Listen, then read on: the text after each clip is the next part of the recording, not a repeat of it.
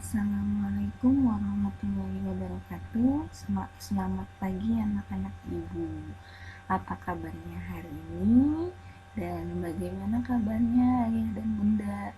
Semoga ayah dan bunda serta anak-anak ibu senantiasa dalam keadaan sehat selalu.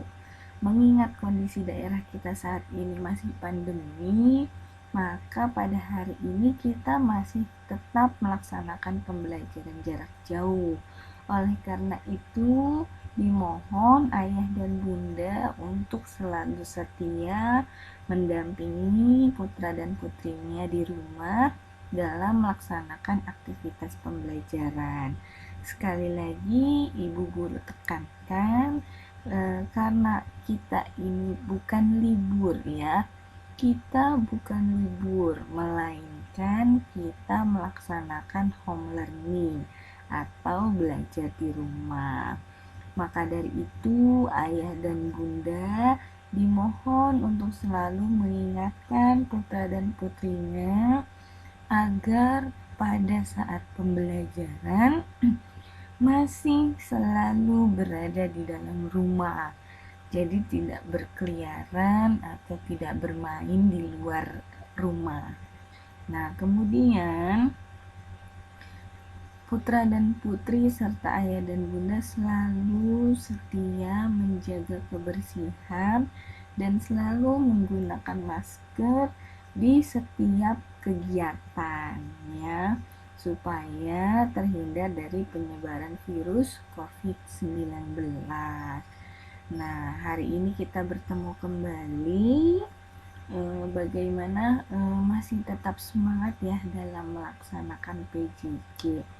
Nah, untuk sudah siap untuk belajar hari ini. Nah, jika sudah siap belajar, ayo kita berdoa terlebih dahulu agar pembelajaran hari ini kalian dapat memahaminya dengan baik. Jika ada yang kurang dipahami, boleh bertanya ke ibu guru atau ke ayah dan bunda kalian di rumah. Nah, sebelum mulai kita berdoa terlebih dahulu ya. Berdoa dimulai. Berdoa selesai ya. Kita mulai pembelajaran hari ini. Siapkan alat tulis kalian, siapkan buku kalian, siapkan semua yang berhubungan dengan pembelajaran ya. Kita mulai konsentrasinya, tatap dan lihat layar handphone kalian, dengarkan suara ibu guru. Nanti ada pertanyaan di akhir video ini ya, jadi disimak baik-baik pembelajarannya. Kita mulai. Kita masuk ke pembelajaran 4 ya. Kita masih di tema 3 yaitu benda di sekitar. Nah, di sini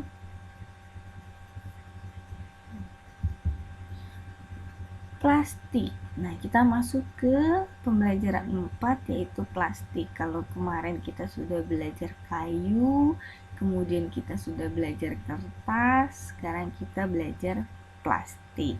Pasti kalian sudah tidak asing lagi dengan yang namanya plastik ya.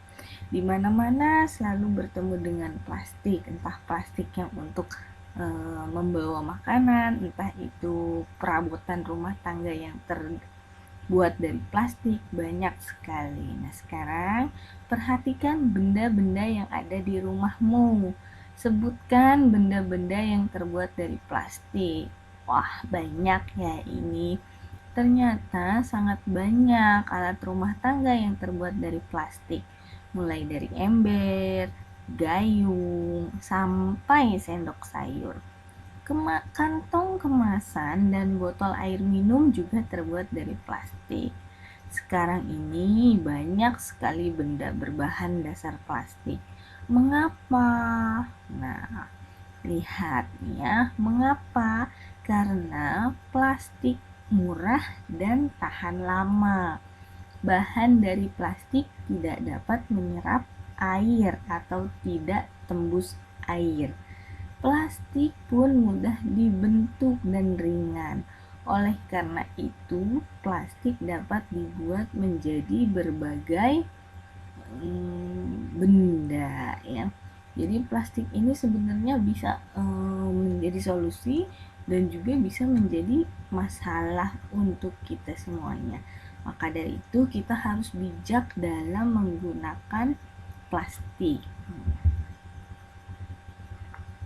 Nah, di sini tadi kita sudah sebutkan di antaranya itu gambar pertama ada ember ya, dan gambar yang kedua ada gayung, gambar yang ketiga ini ada apa, pengki ya. Nah, kemudian yang keempat ada payung. Nah, dari salah satunya dari yang kita sebutkan di sini, plastik memberikan banyak manfaat. Akan tetapi, plastik juga dapat menimbulkan masalah. Plastik membutuhkan waktu yang lama untuk terurai secara alami, sekitar puluhan bahkan ratusan tahun. Nah, jadi yang biasanya di supermarket, kemudian di tempat-tempat perbelanjaan, sekarang kan sudah mulai tidak menyediakan kantong plastik ya. Kalian harus selalu membawa kantung belanjaan dimanapun agar kita juga bisa menjaga bumi kita tidak tercemar dari namanya penggunaan plastik ya. Nah, di sini kalian bisa melihat ember itu kan bermanfaat untuk kita ya, untuk menampung air, kemudian gayung juga untuk menciduk atau mengambil air. Nah, kemudian di sini ada pongki untuk mengambil sisa-sisa debu atau sampah. Nah, yang terakhir di sini sangat bermanfaat juga, yaitu payung. Ketika kalian ada hujan, kalian sedang di jalan, nah ini payung dapat melindungi diri kita ya. Nah, di sini tadi kan sudah Ibu jelaskan sampah plastik itu terurainya sangat lama. Nah, di sini perhatikan tabel berikut, coba dibandingkan waktu yang dibutuhkan plastik untuk terurai secara alami. Nah, kertas yang kemarin kita pelajari waktu yang dibutuhkan untuk terurai itu adalah 2 sampai 5 bulan ya. Kemudian kardus 5 bulan, kulit jeruk 6 bulan, puntung rokok 10 tahun, kulit sepatu 25 sampai 40 tahun, plastik sejenis bungkus deterjen itu sabun cuci untuk mencuci baju ya. Itu wah lama sekali, 50 sampai 80 tahun. Ada lagi plastik 50 sampai 100 tahun. Kaleng soft drink yang suka minum apa tuh, minuman dingin kayak Coca-Cola yang di dalam botol kaleng itu tuh yang bisa dibuka itu. Itu bisa 80 sampai 100 tahun. Nah, aluminium 80 sampai 100 tahun, baterai 100 tahun. Sedangkan usia kita belum tentu sampai 100 tahun ya. Kantong plastik, nah ini yang paling banyak sampahnya ya. Dari sampah rumah tangga ini banyak sekali, 10 sampai 20 tahun. Nah, yang lebih parah lagi yaitu styrofoam. Styrofoam itu yang terbuat dari yang biasa menjadi wadah makanan ya. Maka dari itu dianjurkan makanan tidak menggunakan styrofoam, karena jika menggunakan styrofoam itu panasnya dapat merusak makanan, jadi bisa tercemar bahan kimianya ya, itu tidak dapat diuraikan. Nah, tidak dapat diuraikan ini artinya dia tidak hancur dengan sendirinya oleh bumi ya. Jadi dia tidak, misalkan ada kalian buang bungkus permen ke tanah ya, ke tanah nih dibuang, sok gitu aja dibuang. Nah, itu tidak langsung hilang, dia bisa terpendam di tanah, misalkan keinjek-injek kan, keinjek. Nah, ketika digali itu masih ada plastiknya ya. Jadi buanglah sampah di tempat sampah ya. Jangan asal membuang, sayangi bumi kalian. Jadi, kamu dapat membayangkan apabila membuang kantong plastik sekarang, kantong plastik itu akan terurai 10-20 tahun yang akan datang. Ketika kalian asal membuang, satu orang membuang satu sampah, itu sangat tidak baik untuk lingkungan ya. Maka dari itu, jika kalian menemukan sampah siapapun, ambil ya, masukkan ke tempat sampah. Itu juga akan mendapat pahala untuk kalian karena telah melakukan perbuatan yang baik. Jadi ingat ya, buanglah sampah di tempat sampah. Nah, ini lambangnya. Pasti kalian sudah sering melihat lambang seperti ini, yaitu lambang reduce, recycle. Mohon maaf kalau ada kesalahan dalam melafalkannya ya. Di sini, nah, untuk mengurangi sampah plastik dapat dilakukan dengan 3 cara. Cara tersebut yaitu reduce atau mengurangi, reuse menggunakan kembali, reuse ya, reuse, dan recycle atau mendaur ulang. Nah, di sini akan Ibu jelaskan atau bisa kalian membacanya ya. Reduce adalah mengurangi penggunaan plastik. Nah, saat ini kita sudah mulai melakukan ini ya. Contohnya ketika berbelanja. Nah, sebaiknya membawa tas belanja sendiri sehingga tidak perlu menggunakan kantong plastik. Biasanya di sini ayah dan atau bunda kalau ke warung atau ke pasar.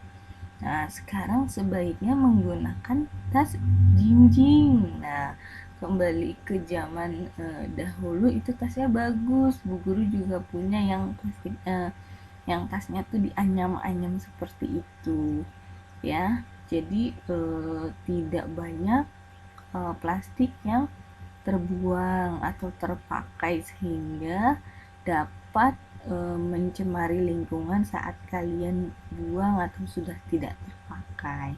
Nah, kemudian yang kedua yaitu reuse, adalah memanfaatkan kembali sampah plastik.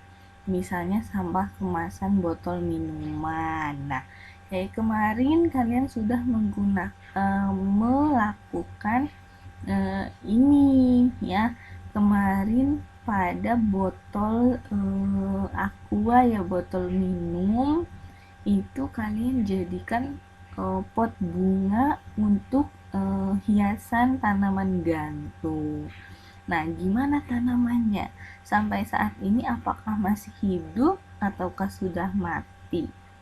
Mudah-mudahan masih hidup ya.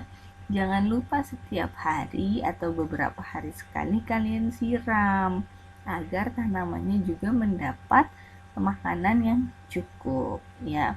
Kemudian yang ketiga yaitu recycle, adalah daur ulang sampah plastik. Biasanya dilakukan di pabrik. Sampah plastik diolah menjadi barang baru yang dapat dimanfaatkan kembali.